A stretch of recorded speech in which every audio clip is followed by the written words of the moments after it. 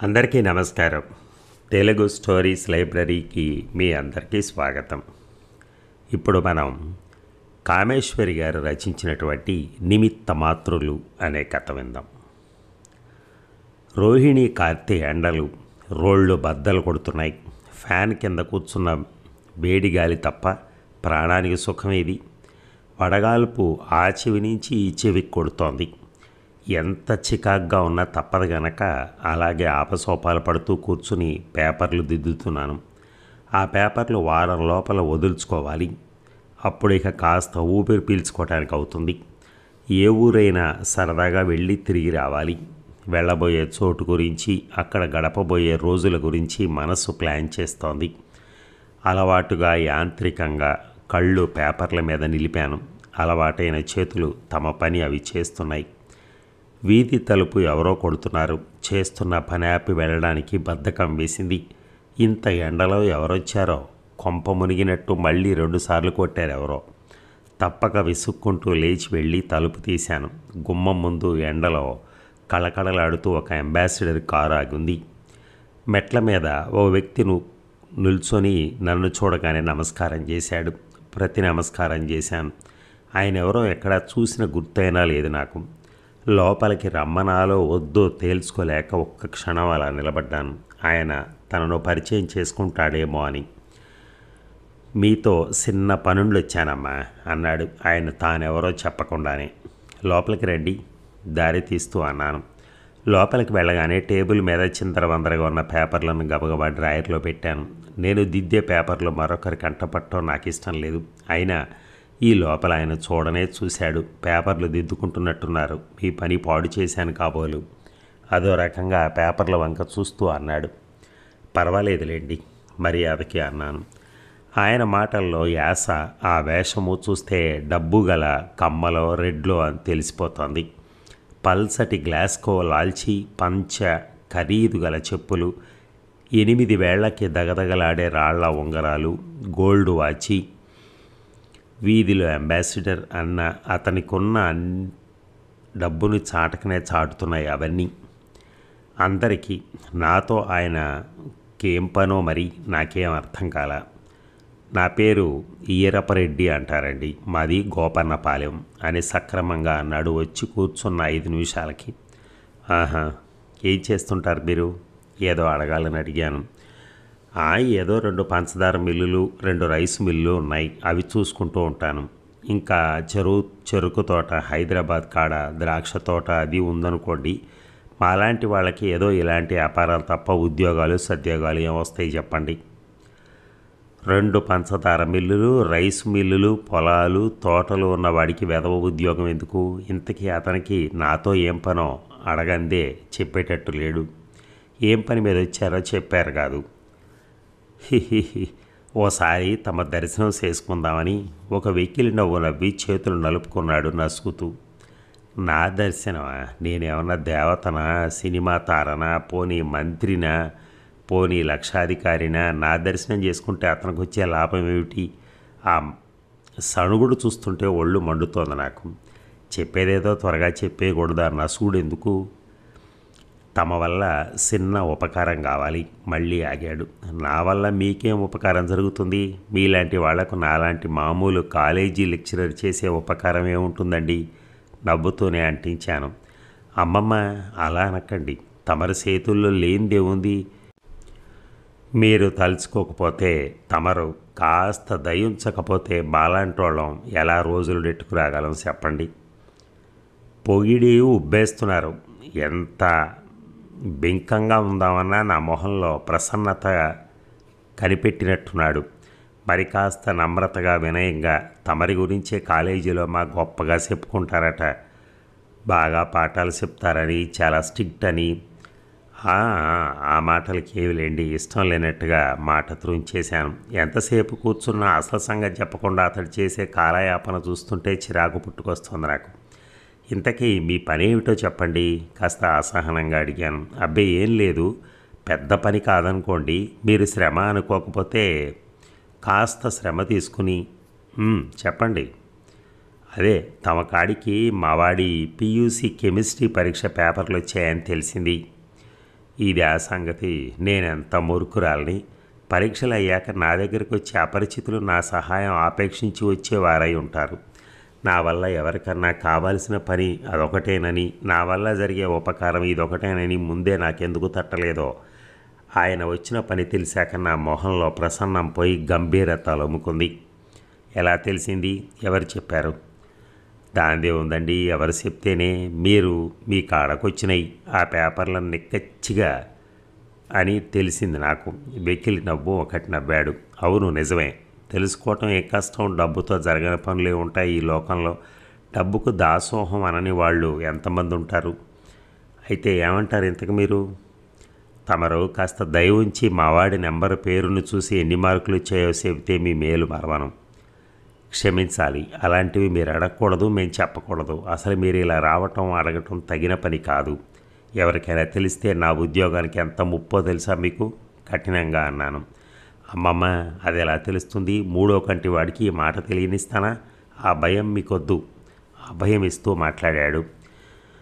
ఎవరికి తెలిసినా మానినా అలాంటి పనులు చేయటం నా ఉద్యోగ ధర్మానికే విరుద్ధం. మీరు దయుంచి నన్ను ఇబ్బందిలో పెట్టకండి. నా నిశ్చయం మారనట్టుగా గట్టిగా నొక్కి చెప్పాను. ఆయన ఒక్క క్షణం నిరాశపడ్డట్టుగా మొహం పెట్టాడు. వెంటనే ఆ మాత్రానికి డీలా పడిపోతే ఎలా అన్నట్టు ఒక నవ్వు నవ్వి 2 చేతులు జోడించి నమస్కారం పెట్టాడు. అమ్మమ్మ, మీరు అలా అనేస్తే ఎలా అమ్మ? మీ మీద ఆశ పెట్టుకుని ఇంత దూరం వచ్చాను. ఈ మాత్రం సాయం మీరు చేయక తప్పదు. ఎవరికి తెలుస్తుందో ఏమోనని సందేహం మీకు ఎంత మాత్రం అక్కర్లేదు. కాస్త పేపర్ చూసి పాస్ అయ్యాడో లేదో చెప్పేస్తే చాలు. ఒక్క క్షణం ఆగి మీ కష్టం ఉంచుకోను. ఏదో నా శక్తి కొద్దీ జేబులోంచి ఒక కవరు తీశాడు.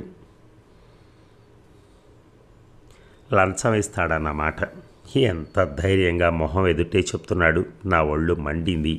తక్షణం బయటికి గెంటాలన్న ఆవేశం వచ్చిన పెద్ద మనిషి అంతలా అమర్యాదగా మాట్లాడి పొమ్మని లేకపోయాను. చూడండి, నాకు ఇలాంటివి ఇష్టం లేదు. ఇలాంటి అవినీతి పనులకు పాల్పడటం నాకు చేత కాదు. దయచేసి మీరు నన్ను ఇరకాటంలో పెట్టి బాధ పెట్టకండి. అంతకంటే కఠినంగా ఇంకెలా చెప్పాలో ఆ క్షణంలో నాకు తెలియలేదు.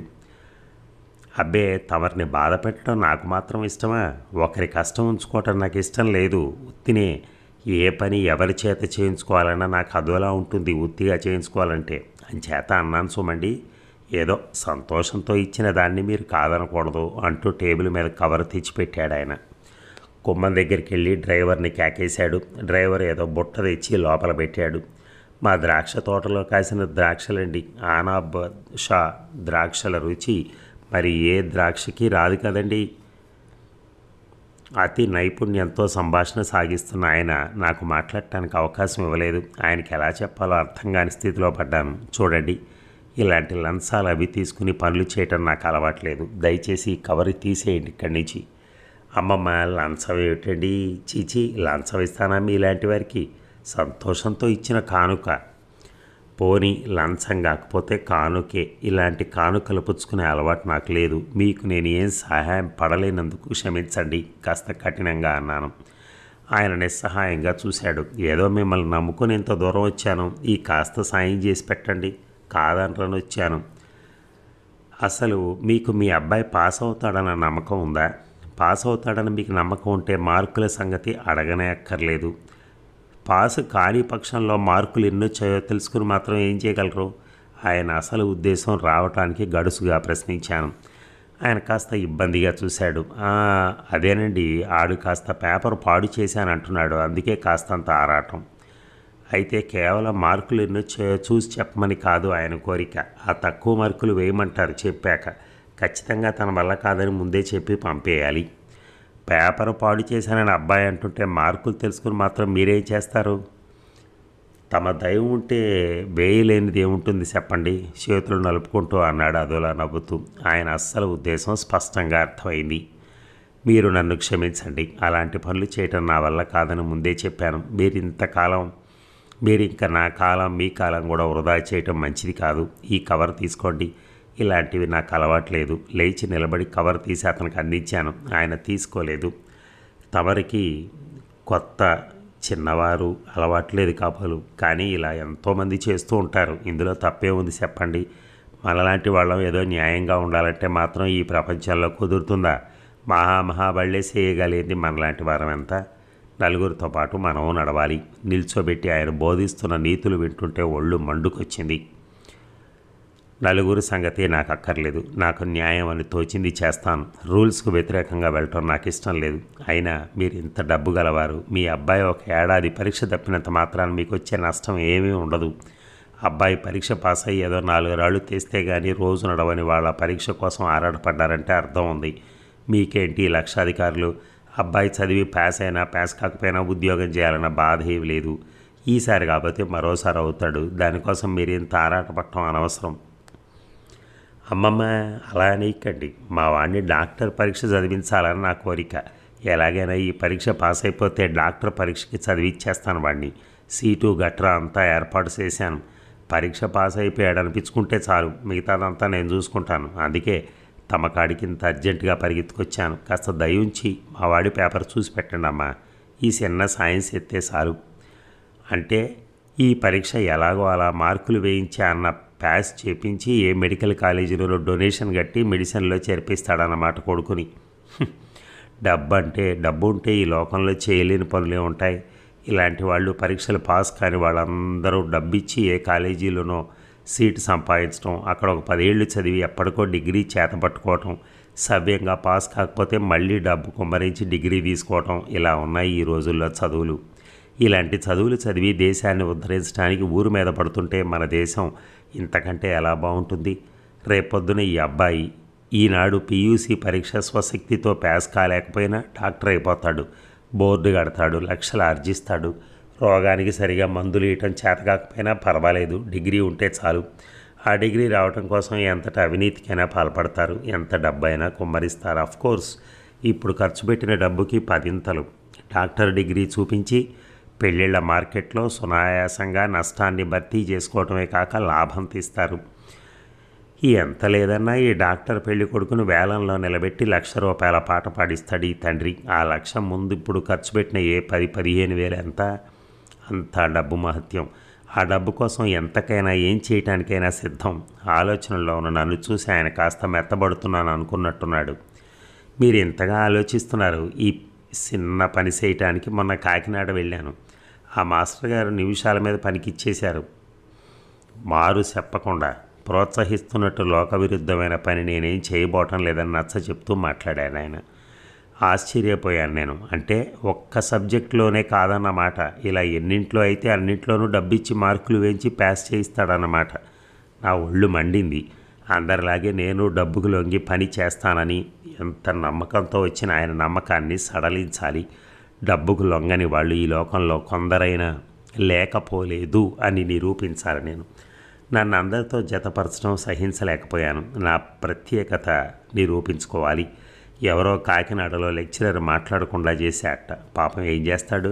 పెళ్ళాం పిల్లల బరువు బాధ్యతలు నెత్తిన ఉన్నవాడేమో డబ్బు మీద వ్యామోహపడి ఉంటాడు. నాకేం అలాంటి బాధరాబందీలు లేవు. అన్యాయ అర్హతలకు ఆర్జితాలకు కకృతు పడాల్సిన అవసరం నాకేం లేదు. ఖచ్చితంగా చెప్పేయటానికి నిశ్చయించాను. చూడండి రెడ్డి గారు, ఇందాకటి నుంచి నాకు ఇలాంటి పనులు అలవాట్లేదని ఎన్నిసార్లు చెప్పినా మీరు వినిపించుకోకుండా ఏమిటో చెప్తున్నారు. ఎవరో చేశారని నేను చేయనక్కర్లేదు. నా ఆశయాలని నా నిజాయితీని డబ్బుకు అమ్ముకోవాల్సిన అవసరం ఇప్పటి వరకు నాకు కలగలేదు. ఇక ముందు కలగదని కూడా నా నమ్మకం. అంచేత మీరు ఎంత చెప్పినా ఇలాంటి పని డబ్బు కోసం నేను చేయను. ఆయన హతాశుడైనట్టుగా చూశాడు. ఆయన తన పని ఎంతో సులువుగా నిశ్చయంగా జరిగిపోతుందని, జరగటానికి కావలసిన ఆయుధం తన దగ్గర ఉందన్న నిబ్బరంతో వచ్చి ఉంటాడు. వ్యవహారం ఇలా ఎదురు తిరుగుతుందని ఎదురు చూడని ఆయనకి ఈ సంఘటన క్రొత్త. ఏమనాలో, ఇంకెలా నన్ను వశపరుచుకోవాలో ఇదంతా ఆయన ఆలోచించని విషయం.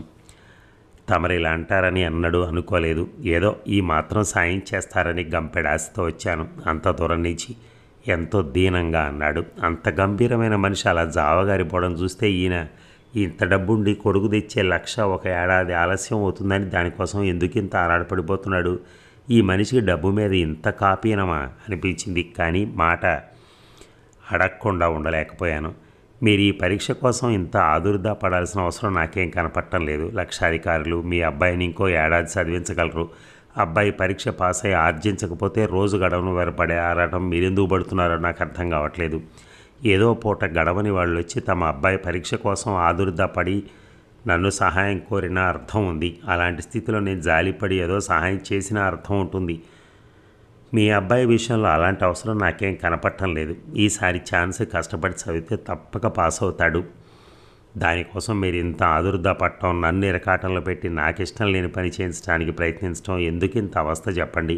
పెద్ద మనిషి కదా అని చెప్పవలసింది సౌమ్యంగానే చెప్పాను. అంతేనంటారా? నానాగడ్డి గడిచి మిగతా వాళ్ళ చేత మార్కులు వేయించి మెడికల్ కాలేజీకి సీట్ రిజర్వ్ చేయించింది అంతా వృధాయే అంటారా?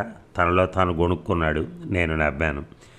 మెడికల్ కాలేజీ సీట్ ఎక్కడికి పోతుందండి? ఓ 10,000 మీవి కావనుకుంటే ఎప్పుడు పడితే అప్పుడు మీకోసం రెడీగా ఉంటుంది.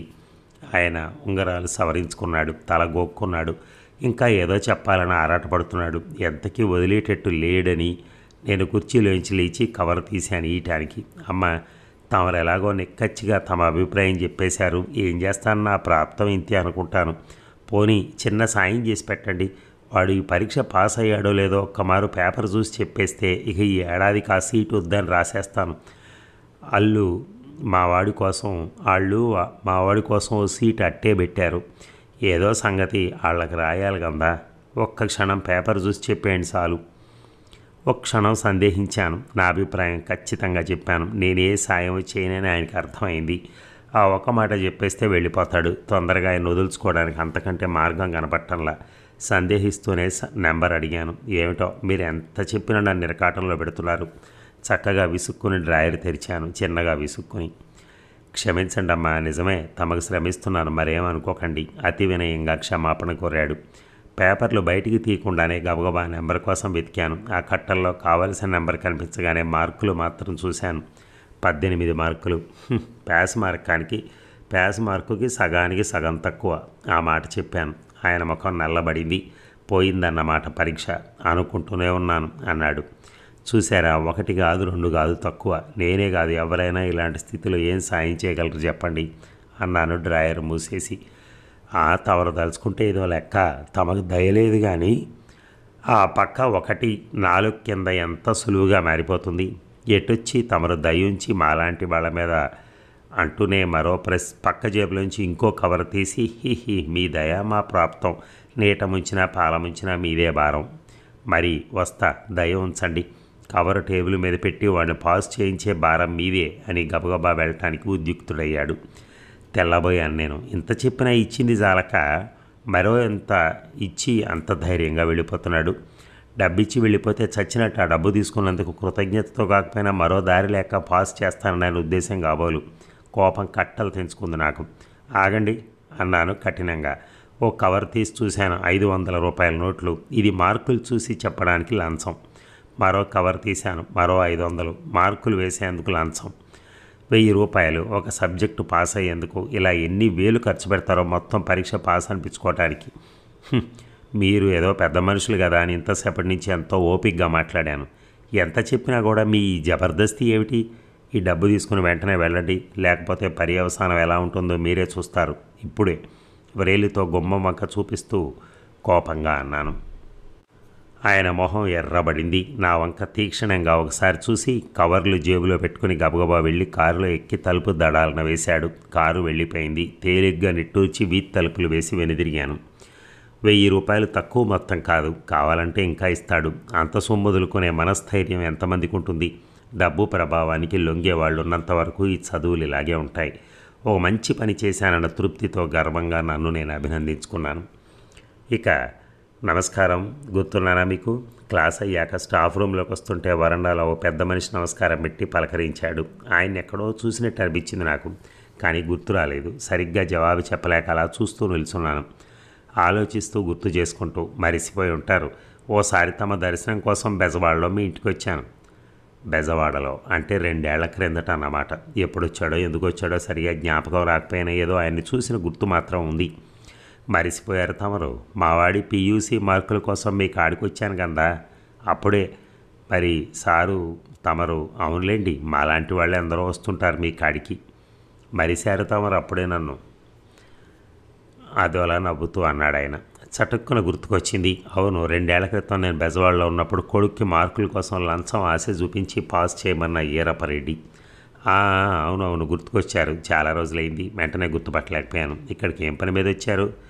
"మేము హైదరాబాద్లోనే ఉంటున్నాం ఇప్పుడు. మా పిల్లని కాలేజీలో చేర్పించడానికి వచ్చాను. పీయూసీ క్లాసు చదువుతోంది అమ్మాయి." "ఆహా" అని ఇంకేం అనకుండా ముందుకు ఒక అడుగు వేశాను. నమస్కారం పెట్టి వెళ్ళొస్తానని చెప్పి కానీ అంతలోనే వాళ్ళ అబ్బాయి సంగతి గుర్తొచ్చి అడగాలన్న కుతూహలంతో వెనక్కి వచ్చాను. "అన్నట్టు మీ అబ్బాయి ఏం చేస్తున్నాడు? ఇప్పుడు ఏం చదువుతున్నాడు?" ఆయన అదోలా నవ్వాడు. "ఏదో తమ దయ వల్ల మెడికల్ కాలేజీలో చదువుతున్నాడు." "ఆహా, మొత్తం మీద అన్నట్టుగానే అబ్బాయిని మెడిసిన్ చదివిస్తున్నారన్నమాట. తర్వాత సెప్టెంబర్ ఛాన్స్లో పాస్ అయ్యాడా? మార్కులు బాగా వచ్చాయా ఈసారి?" కుతూహలంగా అడిగాను. "సెప్టెంబర్ కాదండి, మొదటి ఛాన్స్లోనే పాస్ అయిపోయాడు. వెంటనే మణిపాల్లో చేర్పించాను." అదో రకంగా అతని కళ్ళు మెరిశాయి. తెల్లబోయాను. "మొదటి ఛాన్స్లో ఎలా పాస్ అయ్యాడు? తక్కిన పేపర్ల సంగతి నాకు తెలియకపోయినా నా దగ్గరలో ఉన్న పేపర్లో 18 మార్కులు వచ్చిన అబ్బాయి ఎలా పాస్ అయ్యాడు?" ఆశ్చర్యంతో చూశాను. బహుశా యూనివర్సిటీ ఏ రిజిస్ట్రార్కో డబ్బు బాగా ముట్ట చెప్పి చేయించారేమో అయి ఉంటుంది. ఈయన ఇంటికి వచ్చి అడగబట్టి పలానా నెంబర్ ఎన్ని మార్కులు వచ్చాయో నాకు గుర్తుంది, కానీ లేకపోతే పేపర్లు దిద్ది పంపించాక ఎవరెవరు పాస్ అయ్యారో ఫెయిల్ అయ్యారో గుర్తు ఎవరికి ఉంటుంది? అక్కడ ఏం చేసినా మాకు తెలియదు కదా. పాస్ అయ్యాడా? మొదటి ఛాన్స్లో పాస్ అయ్యాడా? అదేలాగా 18 మార్కులు వచ్చిన మీ అబ్బాయి ఎలా పాస్ అయ్యాడండి? ఆశ్చర్యపోతూ అడిగినట్టు అన్నాను. "హే, తమ దయ ఉంటే పాస్ కావటానికే ఉందండి. తమరు అలా అన్నారు, కానీ మీ మనసు ఎంత మంచిదో నాకు తెలియదా?" వెకిల్ నవ్వు నవ్వాడు. దిమ్మెరపోయాను. "నా దయ ఉంటే పాస్ అవటం ఏముందండి అంటాడేంటి? నేనేం దయ చూపలేదే. నా చేత్తో ఇంకో అర మార్కు కూడా పేపర్ మీద వేయలేదు. నా మనసు చాలా మంచిది అంటాడేమిటి?" "మీరేమంటున్నారో నాకు అర్థం కావట్లా. నేనేం మీ అబ్బాయికి మార్కులు వేయలేదే. నేను దయ చూపడం ఏమిటో నాకు అర్థం కావట్లేదు." "పోనీండి అమ్మగారు, అయిపోయిన దానికి ఇప్పుడు ఎందుకు? ఏదో తమరు కాస్త జాలిగా ఆలోచించారు. వాడి పరీక్ష పాస్ అయ్యాడు, అంతే చాలు." మళ్ళీ అదే మాట. "రెడ్డి గారు, మీరేమంటున్నారో నాకు అస్సలు తెలియటం లేదు. నాకు తెలిసి ఇలాంటి పని నేను ఎప్పుడూ చేయలేదు. మరి ఇది ఎలా సాధ్యమైంది? దయచేసి తిన్నగా చెప్పండి. నాకు ఇలాంటి మాట రావటం ఇష్టం లేదు. ఇది ఎలా జరిగిందో చెప్పండి. మీరెవరికో యూనివర్సిటీలో డబ్బిచ్చి పాస్ చేయించుంటారు. ఏం చేశానంటారేమిటి?" కాస్త తీక్షణంగా అడిగాను. "అబ్బే రామరామ, తమరి చేత్తో తమరేసిన మార్కులే. మరి నేను ఎవరి కాడికి వెళ్ళలేదండి. అందుకే తమరిది జాలిగుండే అన్నాను" అని అతి వినయంగా అన్నాడు. ఒక్కొక్క మాట వింటుంటే ఈ పజిల్ మరింత చక్కగా తయారవుతోంది. భలే గడుసువాడు. మాట తిన్నగా చెప్పకుండా నేనే దయ చూపించానంటాడు. నా తల వేడెక్కిపోయింది. దాంతోపాటు కోపం కూడా వచ్చింది. "ఇది చాలా బాగుంది రెడ్డి గారు. నా చేత్తో నేను ఒక్క మార్క్ వేయలేదు మీ అబ్బాయి పేపర్ మీద. మరి ఇదంతా ఎలా జరిగిందో మీకే తెలియాలి." "అవునులేండి, మీ దగ్గరున్న డబ్బుతో మీరు సాధించలేనిది ఏమీ ఉండదు. కానీ అనవసరంగా ఇలాంటి వాటిలో ఇరికించి నా పేరుకి అప్రతిష్ట తేకండి. ఇలాంటిది నాకు ఇష్టం లేదు" కఠినంగా అన్నాను. ఆయన అదోలా నవ్వాడు. "అలా అనేస్తే నేనేం చెప్పగలను అమ్మగారు? నా మాట మీద మీకు నమ్మకం లేకపోతే నేనేం చేయగలను? పోనీలేండి, కానీ నేను 3వ క్లాసులోనో 4వ క్లాసులోనో ఓ పాఠం చదువుకున్నాను. అదెవరో బెంగాలీ అయిన విద్యాసాగరో మరెవరో ఓరింటికి విందు భోజనానికి వెళ్ళాడంట. మామూలుగా బట్టలు వేసుకుని ఆడి బట్టలు చూసి ఎవరు లోపలికి రానీలేదంట. ఆ పలానా ఇంటికి వెళ్ళి మంచి బట్టలు వేసుకుని గుర్రపు బగ్గీలో రాగానే అందరూ ఎదురెళ్ళి ఆహ్వానించారంట. అప్పుడు అనుకున్నాడంట ఆయన, ఈ గౌరవం డబ్బుకు కానీ మనిషికా అని. ఆయన మాట్లాడేది ఏమిటో అర్థం కాక ఈ అసందర్భ మాటలు ఏమిటని విసుగొచ్చింది నాకు. "ఇదంతా మీరెందుకు చెప్తున్నారు నాకు? నేను అన్నదానికి దీనికి సంబంధం ఏమిటి?" రెడ్డి గారు వ్యంగ్యంగా నవ్వాడు. "ఆహా, అదే, ఇన్నాళ్ళు నేను డబ్బుకే ఇలువ, యాసానికే ఇలువ అందరూ ఇస్తారని ఆయనలాగే అనుకున్నాను. కానీ మీ కాడికి వచ్చేసరికి అదంతా తప్పైపోయింది. నా కారు, నా లచ్చలు, నా ఉంగరాలు, నా వందలు, నా ద్రాక్ష పళ్ళు ఏవీ చేయలేని పని 1/2 డజను బత్తాయి పళ్ళు జంధ్యం పోగు నీరు కావి అంగోస్త్రం చేసేసింది. మరి అక్కడి నుంచి కొత్త పాఠం నేర్చుకున్నాను. వస్తానమ్మా, చాలాసేపు నిలబెట్టేశాను మిమ్మల్ని. మా అమ్మాయిని కూడా ఒక కంట కనిపెట్టి చూడండి." తెల్లబోయి చూస్తున్నాను. నాకు నమస్కారం పెట్టి నవ్వుకుంటూ వెళ్ళిపోయాడు ఈరపరెడ్డి. స్టాఫ్ రూమ్లోకి ఎలా వచ్చి కూర్చున్నానో నాకే తెలియదు. 1/2 డజన్ బత్తాయిలు, పళ్ళు, నీరు కాని అంగాస్త్రం, జంధ్యం పోగు నా బుర్రలో గిరగిరా తిరిగాయి. 2 ఏళ్ల క్రితం జరిగింది గుర్తు తెచ్చుకోవడానికి ఎక్కువ ప్రయత్నం అవసరం లేకపోయింది. గుర్తు రాగానే ఆవేశంతో ఆగ్రహంతో వణికిపోయాను. ఎంత మోసం, ఎలాంటి పన్నాగం! ఎముకల గూడులో ఉన్న సద్బ్రాహ్మణుడు 3 మూరల అంగోస్త్రంతో, జంధ్యం పోగులతో, విభూతి పట్లతో ఉన్న అయ్యవారపు బ్రాహ్మణుడు గుర్తుకొచ్చాడు. ఆయన జాలికథ విని కరిగిపోయాను. తిండి లేదన్నాడు, భార్య రోగిష్టిదన్నాడు, 5గురు ఆడపిల్లల గుండెల మీద కూర్చున్నారన్నాడు. ఏకైక పుత్రరత్నం ఈ పరీక్ష పాస్ అవుతాడని గంపెడు ఆశ పెట్టుకున్నాడు. ఈ పరీక్ష పాస్ అయితే ఏదో ఆఫీసులో ఎవరో ఆఫీసర్ కాళ్ళు పట్టుకుని ఉద్యోగం స్థిరపరుస్తాడట. ఆ ఉద్యోగంకి ఈ పరీక్ష పాస్ అవ్వాలట. ఆ ఆఫీసర్ ఉద్యోగం ఇస్తానని మాటిచ్చాడట. పరీక్ష పాస్ అయితే చాలట. అబ్బాయి ఎంతో కష్టపడి చదువుకున్నాడు. ఈ పరీక్షకు ముందు జ్వరం వచ్చి ఈ ఒక్క పేపరే కాస్త పాడు చేశాడన్నాడట కొడుకు. నేను ఈ సాయం చేయకపోతే అందరం కలిసి ఈ కృష్ణలో కట్టకట్టుకుని చావటం మినహా మరో దారి లేదని దీనాతి దీనంగా ప్రార్థించాడు. జబ్బుతో తీసుకుంటున్న ఆ తల్లి ఈ కొడుకు చేయబోయే ఉద్యోగం కోసమే ప్రాణాలు నిలుపుకుందని జాలిగా చెప్పాడు. కుచేలుడు ఆనాడు శ్రీకృష్ణ పరమాత్మకు అటుకులు తెచ్చిచ్చినట్టు 6 బత్తాయి పళ్ళు మినహా ఏమీ ఇవ్వలేని పేదవాణ్ణి అని పాదాల దగ్గర పెట్టాడు. నా వల్ల కాదన్నా, ఇలాంటి పని చేయలేనన్నా నా కాళ్ళను పట్టేసుకున్నాడు. మీరు కాదంటే మరి గత్యంతరం లేదంటూ వలవలా ఏడ్చాడు. నన్ను ఇబ్బందుల్లో పెట్టి ఇరకాటంలో పడేసి సానుభూతి సంపాదించి జాలితో కరిగేటట్టు కన్నీటి కథ చెప్పి నేను మాటిచ్చే వరకు అభయం ఇచ్చే వరకు కాళ్ళు వదలని ఒక బ్రాహ్మణుడు గుర్తొచ్చాడు. ఎంత దగ, ఎంత మోసం! ఈ రెడ్డి ఎంత నాటకం ఆడాడు! 5ో 10ో ఆ బ్రాహ్మడి చేతిలో పెట్టి తన అవసరానికి ఎంత చక్కగా వినియోగించుకున్నాడు. నేను అన్నమాట ఆధారంతో ఎంత పన్నాగం పన్ని నా కళ్ళు కప్పాడు. నన్ను ఎంతలో బోల్తా కొట్టించాడు. అయినా నేను ఎలా మోసపోయాను. ఆ రెడ్డి కొడుకు నెంబరు, ఈ బ్రాహ్మణుడు చెప్పిన నెంబరు ఒకటే అన్న గుర్తులేనంత మందమతిని ఎలా అయ్యాను. పేపర్ చూసి మార్కులు వేసేటప్పుడైనా పోలిక పట్టలేనంతగా నా బుర్ర ఎలా ముద్దు బారిపోయింది. అంతలా నా కళ్ళు ఎలా మూసుకుపోయాయి. ఈ 18 మార్కులు అబ్బాయి రేపొద్దున డాక్టర్ అయి ప్రజాసేవ చేయటానికి రాసుంటే ఆ పాలన్న ఆపటం నా తరమా. ఇలాంటి దేశోద్ధారకులు దేశాన్ని ఉద్ధరించడానికి రాసుంటే నాలాంటి వాళ్ళ కళ్ళు మూసుకుపోయే ఉండాలి. నా చేతిలో ఏముంది ఇలాంటివి ఆపటానికి? నేను నిమిత్త మాత్రురాల్ని అంతే.